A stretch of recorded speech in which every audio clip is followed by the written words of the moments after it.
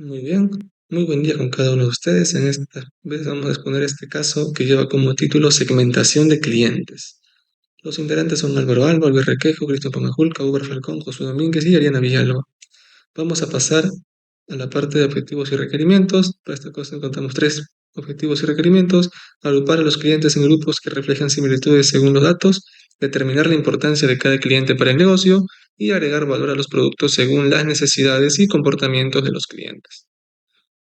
Seguimos con el diccionario de datos. Para esta parte de aquí nosotros obtuvimos una data que fue un archivo CSV. Esta data técnicamente contiene todos los consumidores de una tienda. Y aquí podemos ver en la siguiente diapositiva que consta de 29 variables. Ahí pueden ver en la imagen el texto de la variable, el tipo de datos de cada variable y su descripción y el nombre de cada variable, ¿no? Siguiendo después tenemos la metodología de la exposición. Tenemos aquí justamente la importación de bibliotecas, la carga de datos, limpieza de datos, procesamiento de datos, PSA, clustering, evaluación de modelos y por último el perfilado, ¿no? A continuación vamos a dar inicio al desarrollo de la metodología. Vamos a iniciar por la importación de bibliotecas. Bueno, vamos a empezar con la importación de las librerías como NumPy, Pandas, Matplotlib, entre otras, para poder manipular la data, mostrar gráficos interactivos y aplicarle el clustering, ¿no?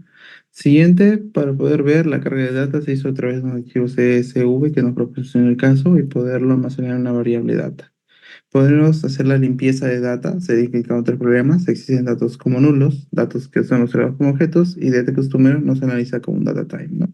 Primero se hizo un borrado de todas las filas nulas con data drop node, después se hizo una estimación de la última interacción con la tienda del cliente, ¿no? Una manera de custom form.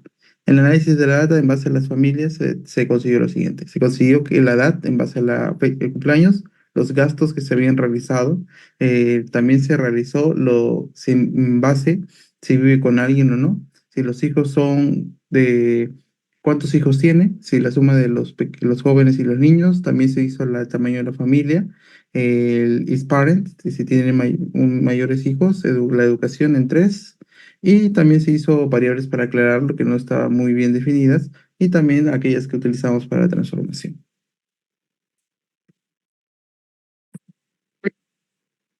Bueno, vamos a ver con el diccionario de datos.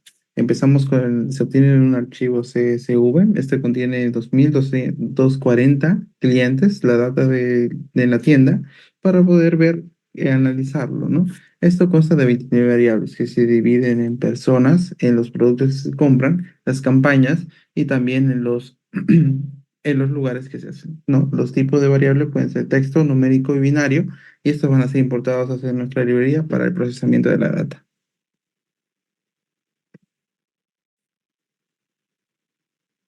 Ok, ya. Bueno, dentro de limpieza de datas, vamos a trazar características seleccionadas. Primero debemos de configurar los colores para estas ciertas características y luego vamos a escoger lo que son ingresos, la edad, si son padres o no, para poder visualizarlas en el gráfico, en este gráfico. Como se puede ver, algunas características em, presentan valores atípicos. Ahora, nosotros para poder mantener la integridad de estos datos o que se vean más limpios, vamos a proceder a eliminar ciertos valores atípicos.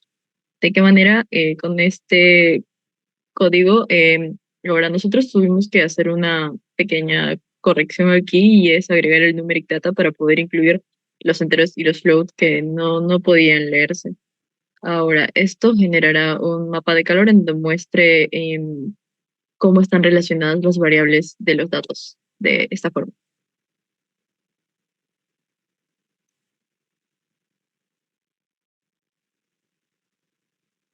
Ok, para el preprocesamiento de datos, nosotros primero debemos de identificar cuáles son las variables categóricas dentro de un conjunto de datos para poder almacenarlas en una lista llamada call objects.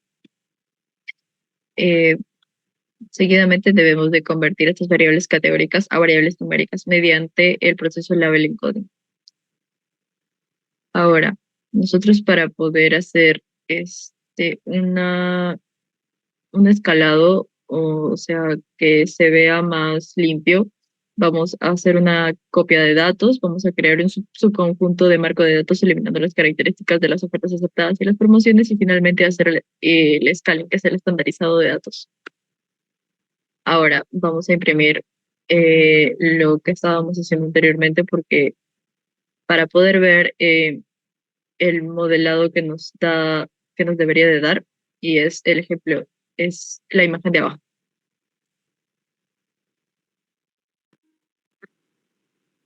Continuando con reducciones dimensionales, lo que se hizo acá es se transforman los datos originales a un nuevo conjunto de datos que representan las operaciones del espacio de los tres componentes principales. Luego estos datos transformados se almacenan en un data frame. Luego se genera un resumen estadístico descriptivo del data frame. Luego de esto, lo que hicimos es se calcula las coordenadas de los tres componentes principales mediante PCA y luego se crea un gráfico tridimensional de dispersión con estas coordenadas y al final se muestra el gráfico con puntos coloreados de color marrón. Bien, por la parte del clustering vamos a utilizar el método del codo, esto para identificar cuál sería el número de clusters ideales para nuestro estudio. Para ello vamos a inicializar un objeto con un estimador de K-means y el parámetro K10 que va a indicar el rango de posibles números de clusters que se probarán durante el método del codo. Luego vamos a ajustar este modelo utilizando los datos de entrada y finalmente lo vamos a mostrar en un gráfico. Este gráfico se puede apreciar claramente que 4 sería el número de clusters ideales para nuestro estudio según la data que nosotros hemos insertado. A continuación vamos a ajustar este modelo de agrupación de clusters para ya obtener los clusters o los conglomerados finales, ¿no? Entonces, vamos a utilizar una distribución tridimensional. Esto quiere decir que vamos a tener tres ejes, el eje X, el eje Y, el eje Z, y dentro de ello va a estar distribuida toda nuestra data, agrupado por los 4 clústeres que hemos identificado anteriormente. Bien, vamos a continuar con la evaluación de los modelos. Para eso estamos agarrando la data de los clústeres y hemos comenzado haciendo un diagrama de distribución de cada uno de ellos, ¿no? Siguiente. Estamos viendo en este caso lo que son también un diagrama de los clústeres, pero en base a los gastos e ingresos que se ha podido generar por cada uno de los grupos o clústeres, ¿no?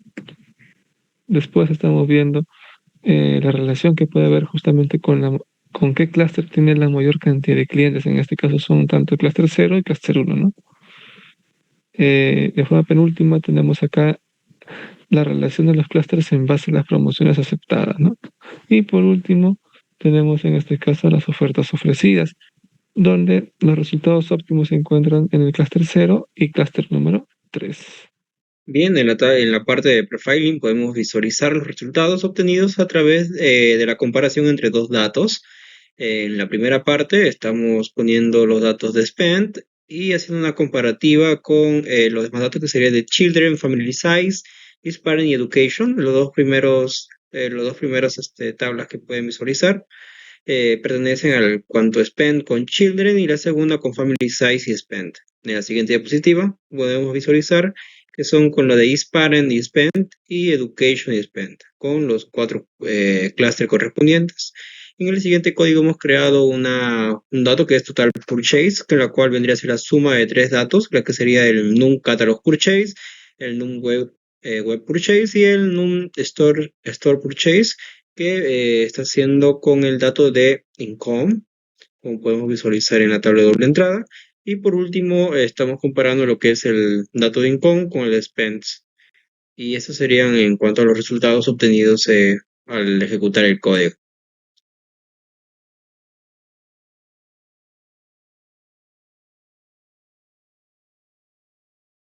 Y continuando con la perfilación de los clústeres, encontramos 4. El clúster 0 tiene sus gastos son significativos, todos son padres y que son los que más ganan. El clúster 1 sus gastos no son tan grandes, que la mayoría son padres y sus ingresos son bajos. En el clúster 2 tienen sus gastos más grandes y no son padres y son los que mayores ganan. En el clúster 3 sus gastos no son tan grandes, todos son padres y que sus ingresos son medianos. Nosotros nos centraremos en el clúster 0 y el clúster 2, los cuales son los que ganan más y más compran.